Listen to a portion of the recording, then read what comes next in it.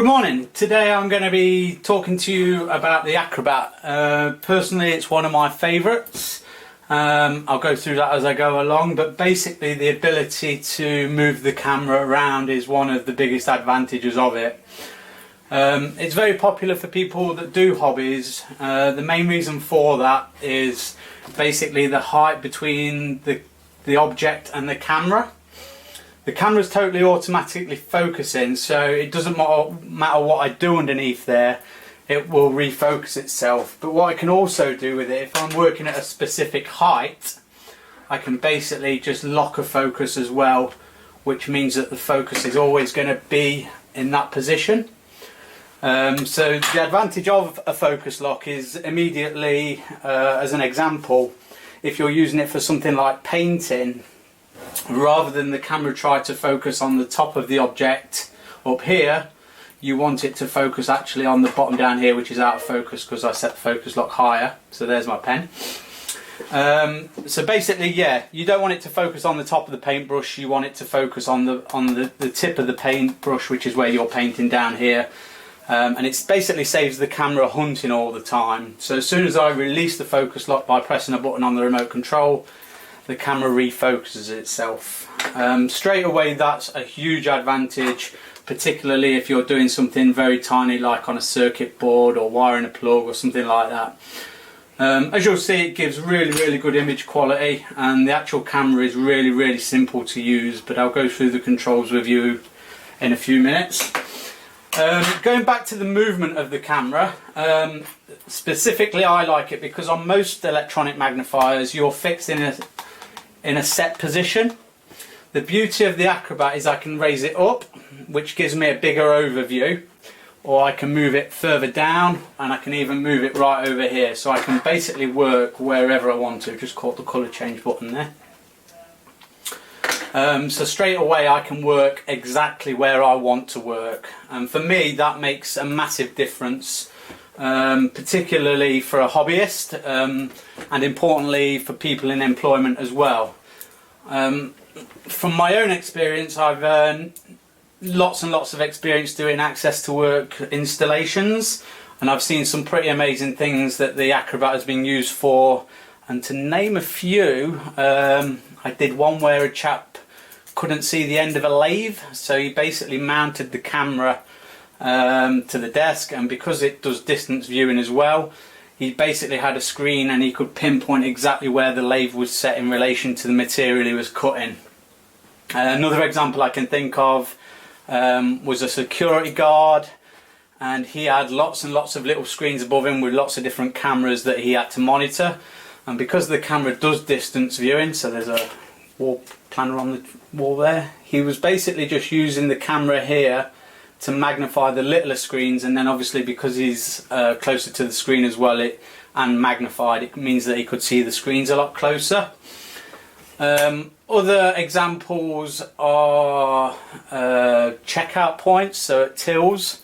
And again, because the arm is very small, and basically you can just push that camera out of the way when you're not using it, which means that somebody else can use that till or share the desk with somebody else. It just means that basically it's very versatile with how it's set up and what you connect it to as well. This is just a 22-inch television. You can connect it to anything with a HDMI connection or a DVI connector, which means it'll go pretty much into any television or any computer screen. The functionality of it is really simple. I'll put the remote control under so you can see a bit larger here. So we've got power, simply the on and off.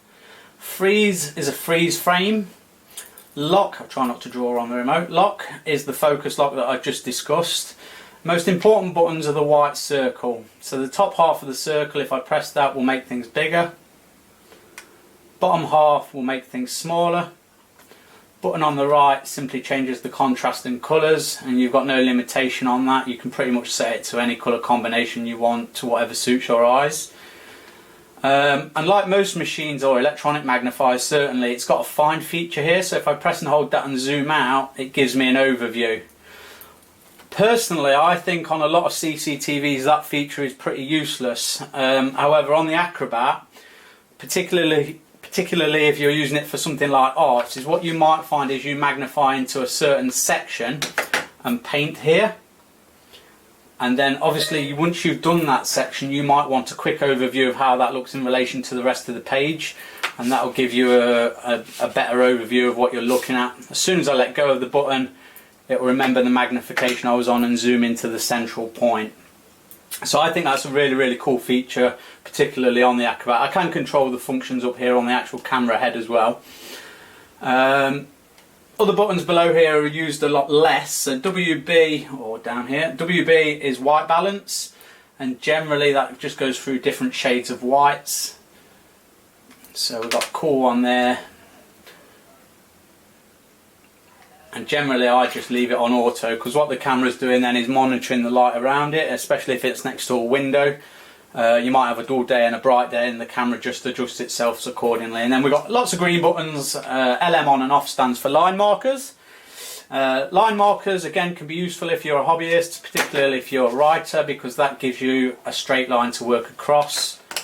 And basically the buttons below that, they control the line positioning. So I can take the bottom line up and down, and the top line up and down. If the two lines meet, they'll just take each other down or back up. And again, they can be quite useful if you're writing or you need an actual straight line.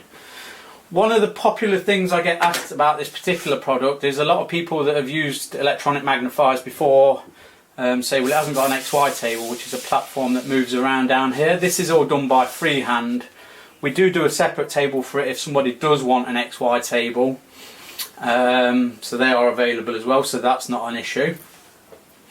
In a workplace environment, the beauty of the Acrobat is there's no software involved. So a lot of government buildings we go into, a lot of schools, they don't like actually installing software onto their computer systems because they don't know what it is that we're putting on there.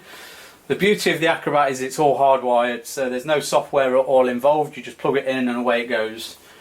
Where was I going with that?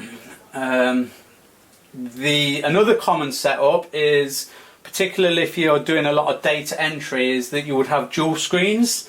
So you'd have the Acrobat on one screen and your computer screen on the other, and you would probably have your monitors like that so you can see side by side, and then I can adjust this over here, and then what I can do is look at information here, and the other screen would be here, and I can see input data from here into my computer, obviously with a keyboard. That's a really common office setup, and like I say, if you're in somewhere like a call centre, a lot of people might use that desk when you're not there. The beauty of this is I can just turn it off, put that out the back, out the way, and the next person, because it's not using any software, is free to just come on this computer. As soon as I turn that off, that would go back onto being a dual screen, so you'd have two computer screens there.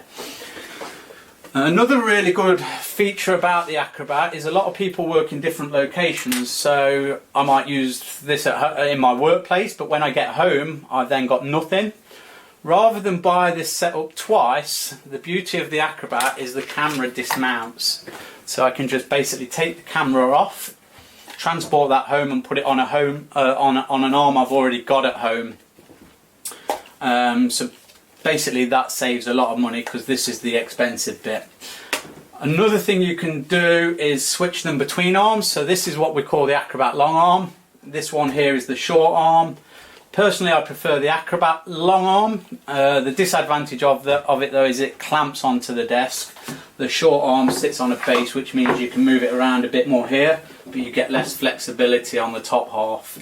And obviously you haven't got the height that you get there with the Acrobat long arm, because that goes a lot higher and it gives you a much bigger overview. Plug that back in, see how quickly that goes. Fiddle. It's a brand new one, so it's going to be nice and tight. There we go.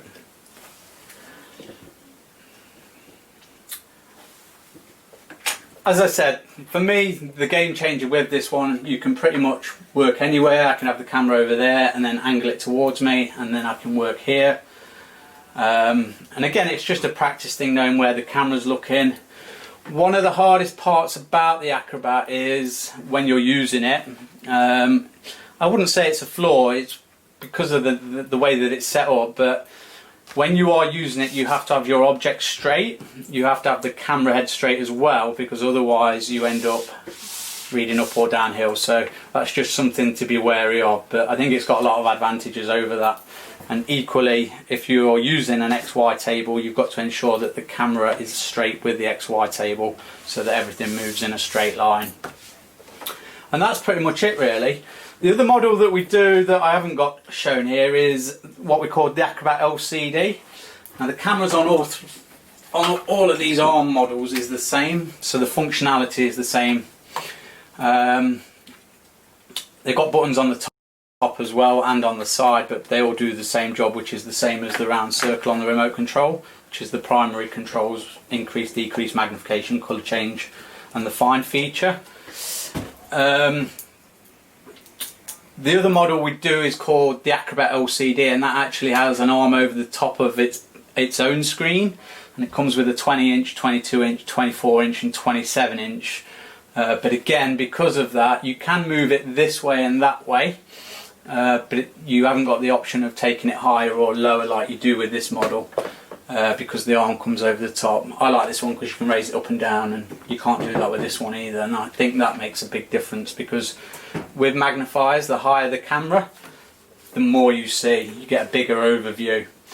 And again, going back to a scenario where that might be useful, I've done a few access to work assessments demos where the person might be a designer, graphic designer, planner, something like that, and they've got big open spreadsheets and they need a bigger overview of what they're looking at, so I can just swing this around wherever I want to look.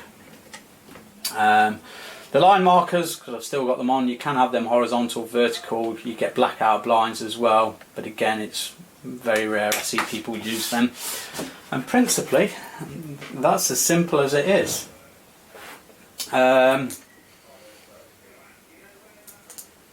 One thing you can do with it, some people ask me if you can split between the computer and the camera if you're using it through a computer screen. You can't actually what we call split screen with it, but it does come with a toggle box, which means I can press a button here and it will switch back to my computer screen. As soon as I press it again, it switches back to being a magnifier like it is now. And primarily that's as simple as it is, but like I say, as I keep emphasising, the biggest advantage of it is you can work wherever suits your needs. I've drawn on myself as well. Thanks for taking the time to watch. As always, if you've got any questions, queries, I'll put some links on at the bottom of the post. I'll leave some contact details as well. If anybody's got any questions, feel free to contact us. Thanks for taking the time to watch.